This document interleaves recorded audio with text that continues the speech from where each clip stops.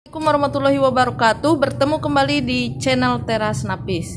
Ya teman-teman, masih ingat dengan seledri yang kita tanam beberapa bulan yang lalu, mungkin ada 2 bulan yang lalu ya teman-teman, yang dari anakannya kita tanam di polybag. Nah, setelah kurang lebih 2 bulan teman-teman, ternyata hasilnya sudah seperti ini. Subur-subur ya teman-teman, daunnya besar-besar dan hijau-hijau. Ini juga sisa-sisa dari kalau kita butuh ya, kita petik ambil dari ini, dan kelihatannya masih sangat subur sekali ya teman-teman. Nah, untuk bisa seperti ini teman-teman, ada beberapa hal yang harus diperhatikan dalam menanam seledri di polybag ya teman-teman. Salah satunya yang pertama, tentu kita harus menyiapkan media tanam, yaitu media tanam harus sesuai, harus mengandung banyak nutrisi. Dulu kita setelah kasih tahu media tanam yang digunakan untuk menanam seledri ini ya teman-teman. Jadi teman-teman bisa menonton kembali videonya. Nanti saya akan sertakan linknya di deskripsi. Nah, kalau sudah media tanam kita sudah siapkan teman-teman, selanjutnya yang kedua, perhatikan ukuran polybag. Nah, ukuran polybag yang sesuai, saya sarankan paling kecil itu ukuran 30 ya teman-teman. Dan saya ini gunakan ukuran yang 35 ke 35, tapi ke arah tingginya saya lipat. Kenapa? Karena kalau misalnya polybag yang digunakan terlalu kecil, nanti pertumbuhannya tidak akan maksimal karena media tanam yang tersedianya sedikit, jadi nutrisi yang bisa diserap oleh tanamannya juga sedikit.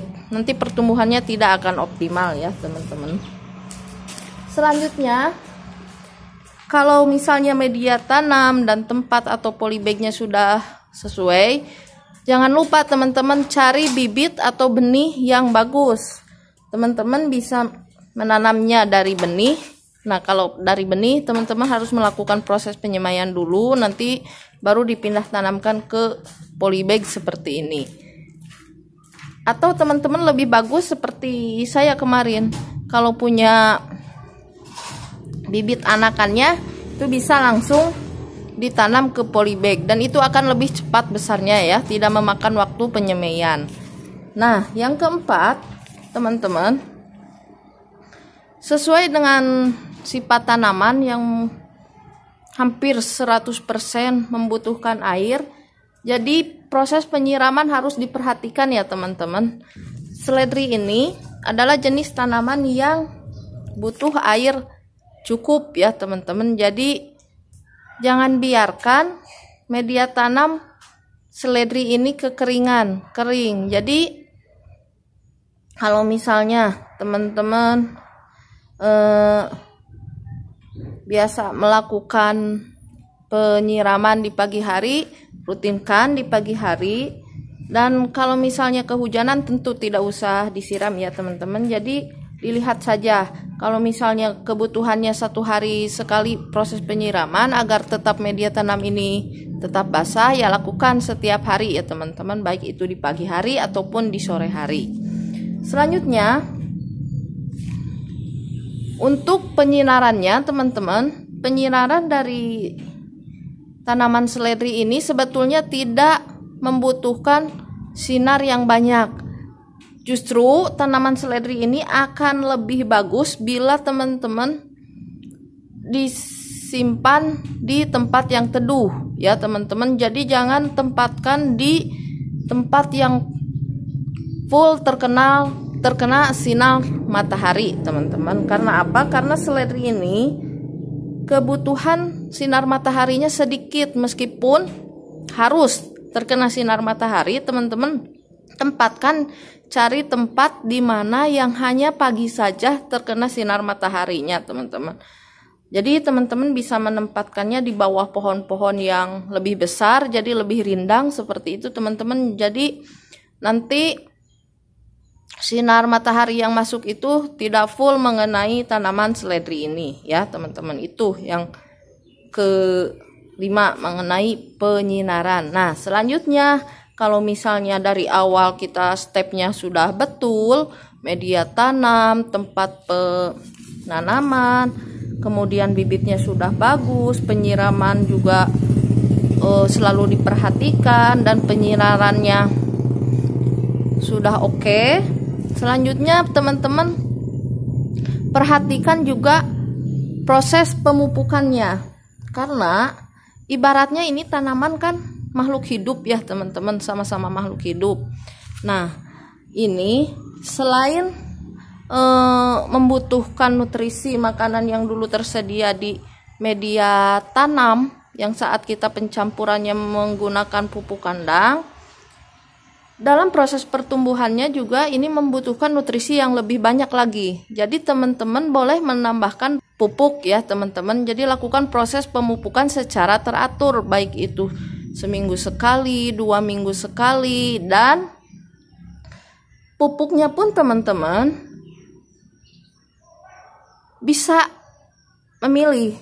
Kalau teman-teman ingin praktis, biasanya akan memilih jenis pupuk kimia, yaitu NPK ya teman-teman. Nah, pupuk organik juga akan lebih baik lagi teman-teman. Selain itu bisa didapatkan gratis dengan mengolah beberapa limbah dari rumah tangga ya teman-teman. Ini juga bisa diberikan ke tanaman seledri ini. Nah teman-teman, setelah pemupukan rutin, nanti insya Allah hasilnya juga tidak akan mengecewakan. Ibaratnya kalau kita tanaman itu ya teman-teman, tanaman itu kalau kita sayang-sayang, ya tentu tanaman juga akan timbal balik ke kitanya juga ada ya teman-teman. Jadi intinya diperhatikan tempat tinggalnya, yaitu media tanamnya, kemudian makanannya, asupan nutrisi yang diberikan untuk tanaman itu, makanannya ya sekali-kali kita kasihlah pupuk ya, makanan yang bergizi untuk menunjang pertumbuhan seledri ini. Nah seperti itu teman-teman. Jadi intinya semua tanaman itu sama, proses perawatannya itu harus diperhatikan, dan dengan mengetahui karakteristik tanaman yang kita tanam itu akan lebih mudah kita melakukan perawatannya ya teman-teman, seperti sifat tanaman terhadap air, sifat tanaman terhadap cahaya, dan lain sebagainya, serta nutrisi apa yang dibutuhkan oleh tanaman seperti ini.